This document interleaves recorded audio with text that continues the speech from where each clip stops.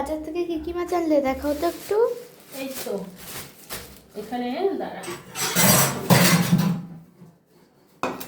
এই যে এগুলো হচ্ছে ওই যে বুড়ি চিংড়ি আছে না, তোর ওই বড়া খাওয়ার জন্য। বাবা এত চিংড়ি, তো একদম হ্যাঁ, ছোট ছোট। ওই বড়া খাবো বলে তাই এনেছি।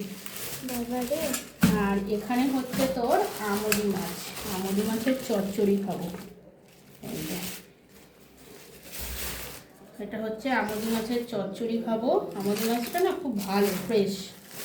আর এটা হচ্ছে তো ওই যে কি বলে এটাকে বল, তেলাপিয়া? না না, আরে খয়রা ইলিশ হয় না, ও সেই খয়রা ইলিশ। এটা পুরো গোটা গোটা একদম। গোটা গোটাই রেখেছি।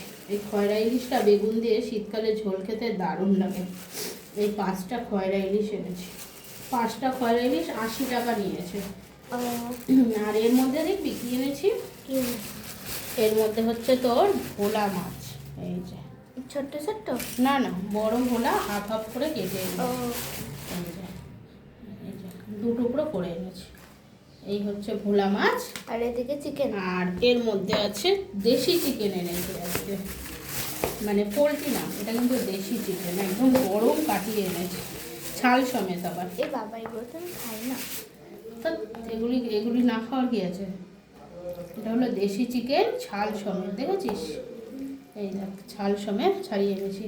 তো কেমন হয়েছে আজকে রবিবারের বাজারটা তোমরা কমেন্ট করে জানাবে। তো চলো, ভিডিওটা এই পর্যন্ত ছিল, টাটা।